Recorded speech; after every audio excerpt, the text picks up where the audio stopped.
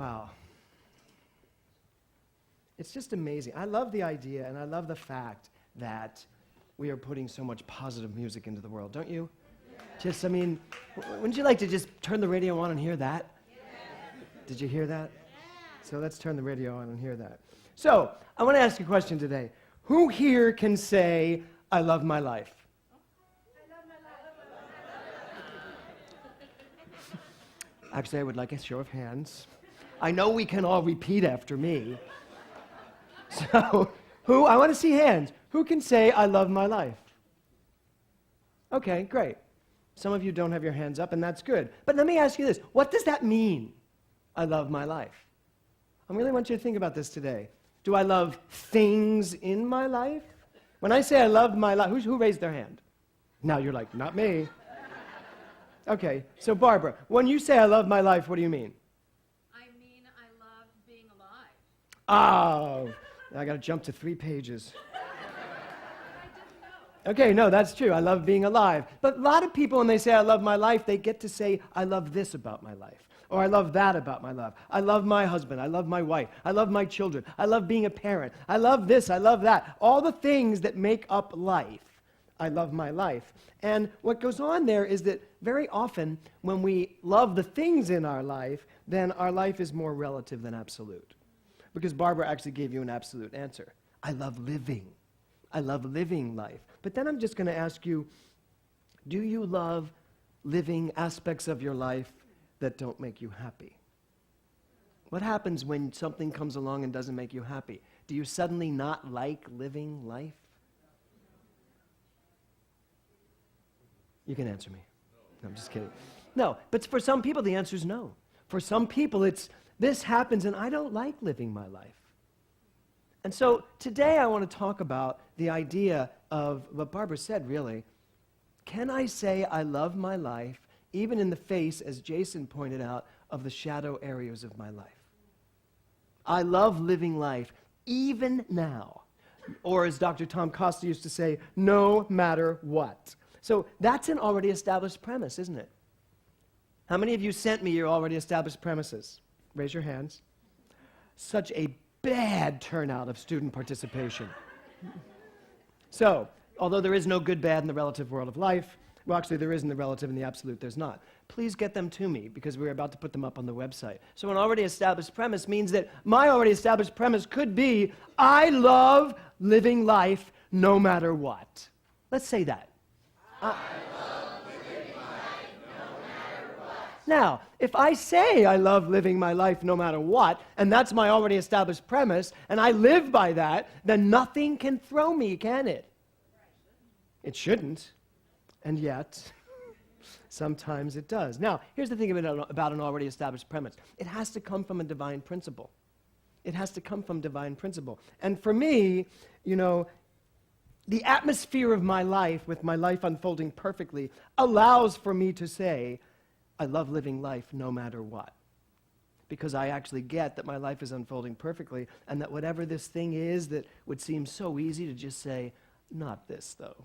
Really, this, anything but this. That doesn't apply. Now, I can still have the feelings and the emotions, and I'm not suggesting we become Stepford wives or automatons walking around saying, my life unfolds perfectly, I have no feeling about this. No, I love that.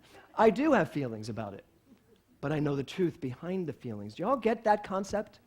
I know the truth behind it, so I don't have to go into a big drama because I actually understand this is also part of my life unfolding perfectly. Ernest Holmes said, thoughts are things.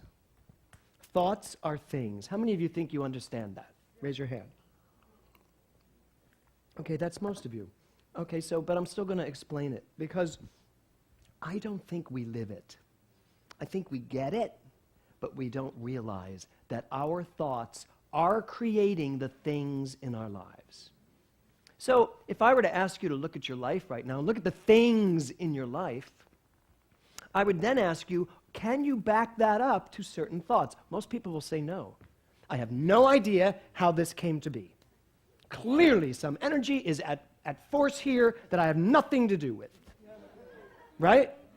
How many of you feel that way sometimes? I know. Some of us feel that way sometimes, and yet we know it's not the truth. So if I say to myself, here's what's going on that I don't like, back it up. This thing came from my thought. I'm probably not going to know which exact thought created that thing, am I? It's kind of hard to go back and go, it was that thought I had when she said this and I thought that, and look, that's what happened.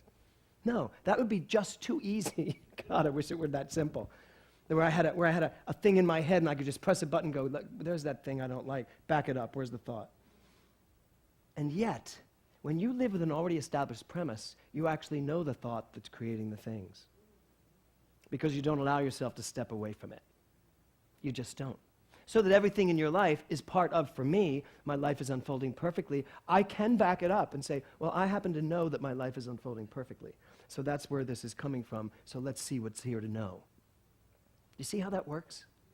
So, thoughts are things. So when I did the workshop a couple weeks ago, Rebecca Scanlon, everybody was asked to come up with an affirmation, and Rebecca Scanlon wrote one that I thought was so provocative and so interesting that I thought I would share it.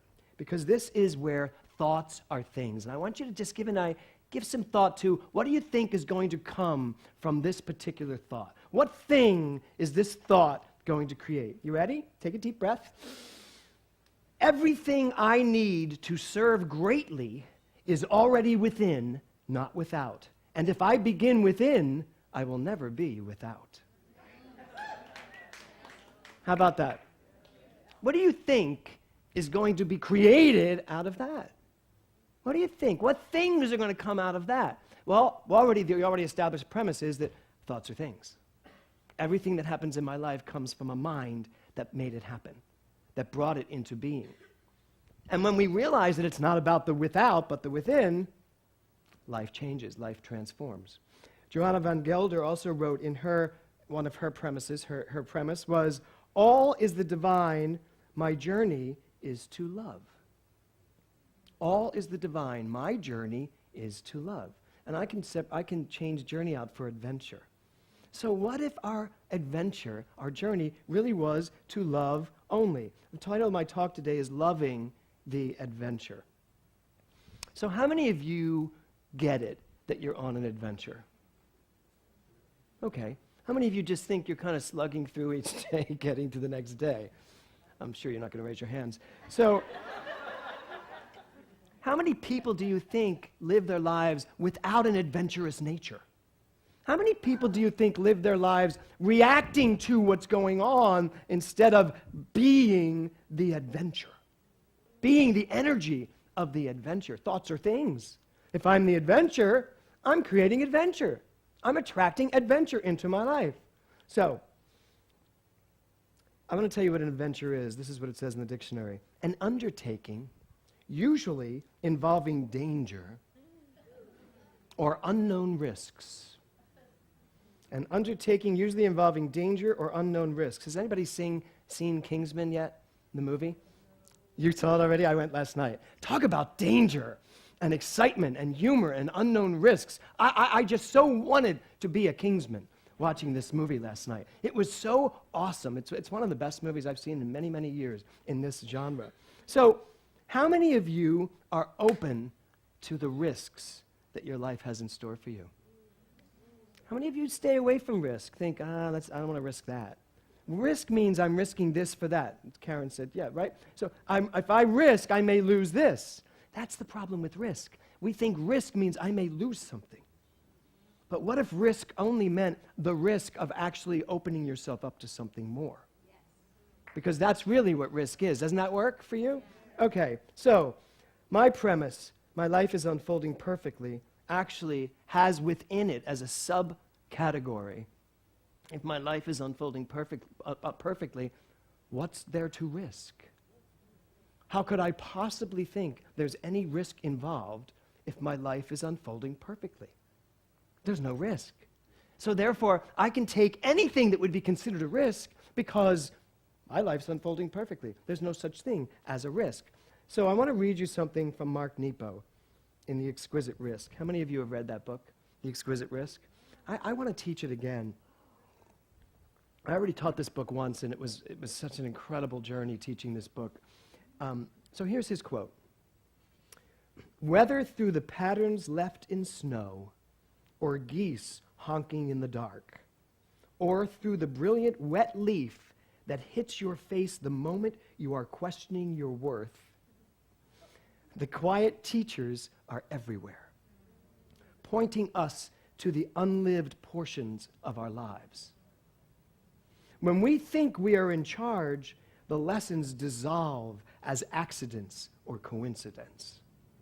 But when we're humble enough to welcome the connections, the glass that breaks across the room is offering us direction, giving us a clue to the story we are in.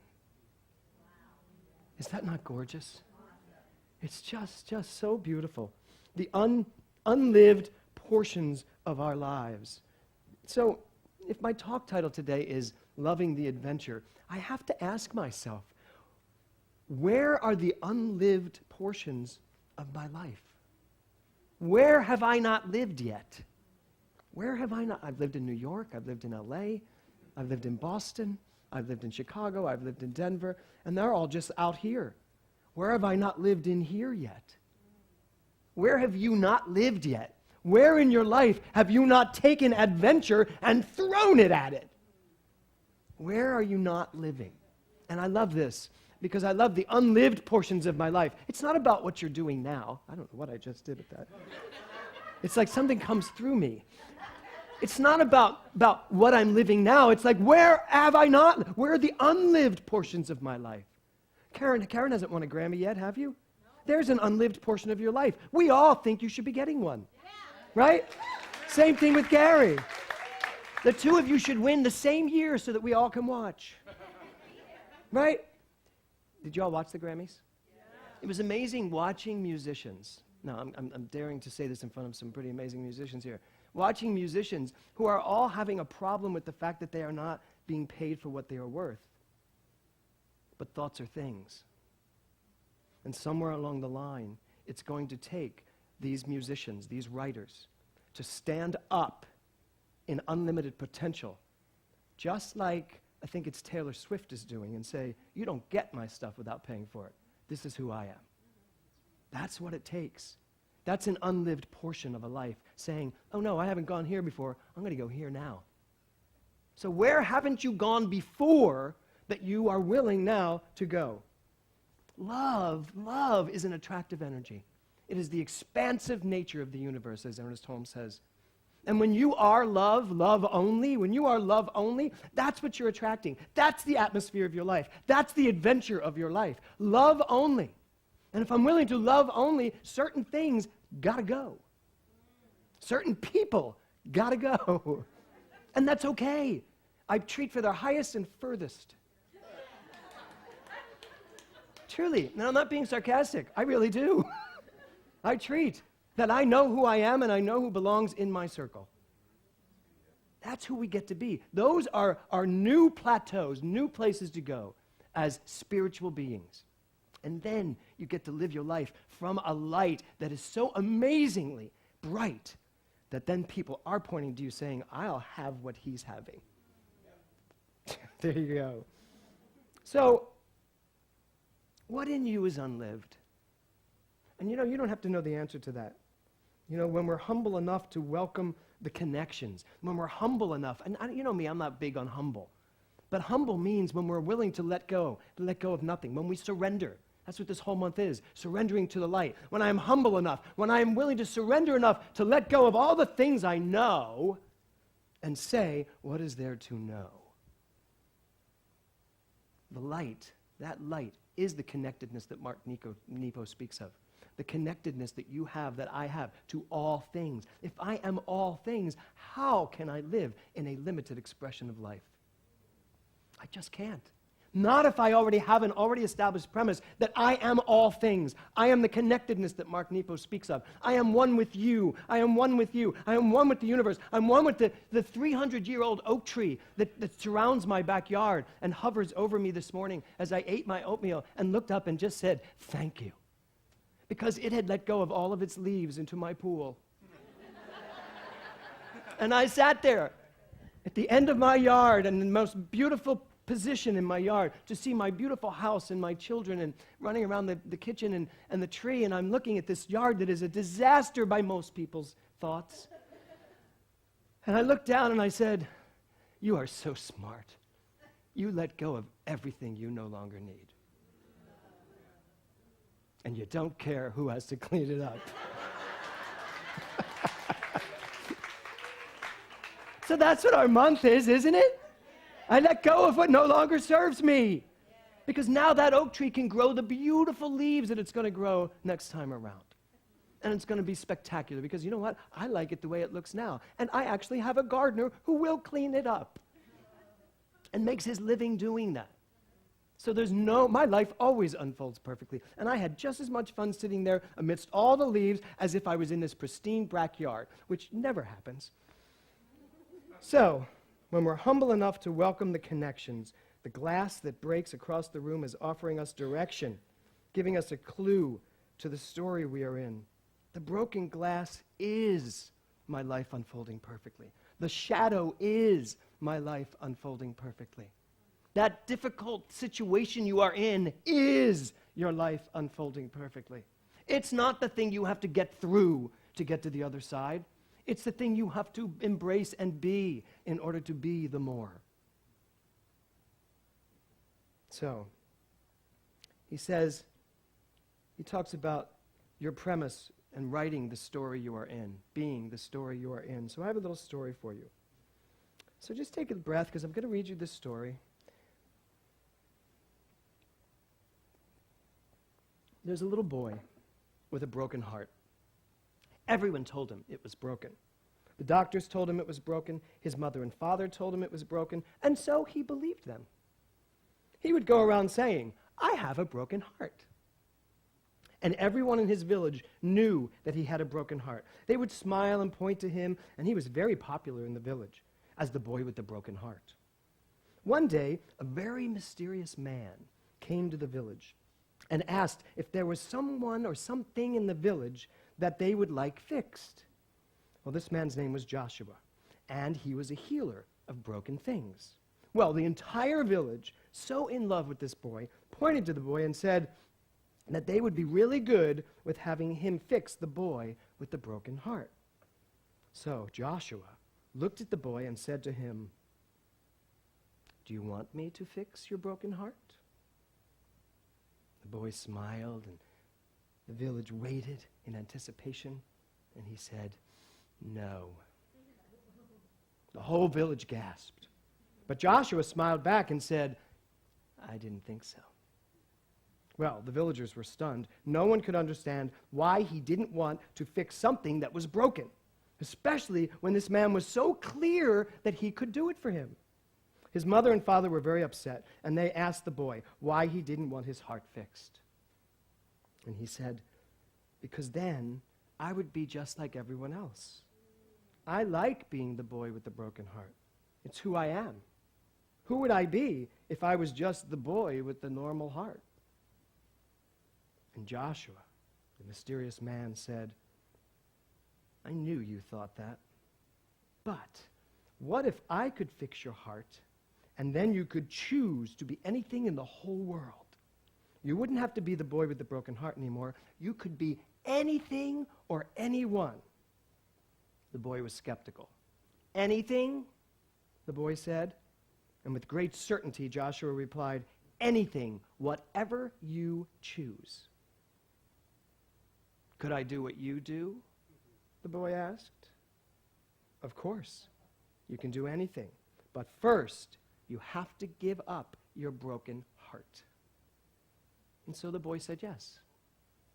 Joshua looked at him, their eyes locked for a brief moment, and the boy felt this sensation inside of his chest, a feeling of movement and rustling. And then the pieces of his broken heart came together for the very first time, which caused him to feel lightheaded. And there was this explosion of light and energy swirling all around him. And the villagers were all caught between being in awe and being frightened. And then the boy's face revealed the most perfect portrait of rapture and peace. Suddenly the boy reached out to Joshua, and he smiled. And Joshua said, "You understand, don't you?" And the boy started to laugh. "I do." And his entire chest felt as if it were going to explode. He'd never felt like this before, ever. He ran towards Joshua and threw his arms around him, and in an instant, the mysterious man disappeared into the boy's embrace. The village was in shock. What had just happened? And then, this explosion of light, everything went back to the way it was before the man came into town. The boy looked around with a smile on his face and knew that something was different. He was literally standing in the middle of a village, hugging himself and laughing. He reached for his heart against his chest. It was hot and burning, and yet it was big and overwhelming. The village had gone back to its normal hustle and bustle. His parents were waving for him to come along. Had this really happened? Was his heart really no longer broken? Everything was the same. But he remembered what the man said. You can be anything you want to be. But first, you have to give up your broken heart. And so he started to run.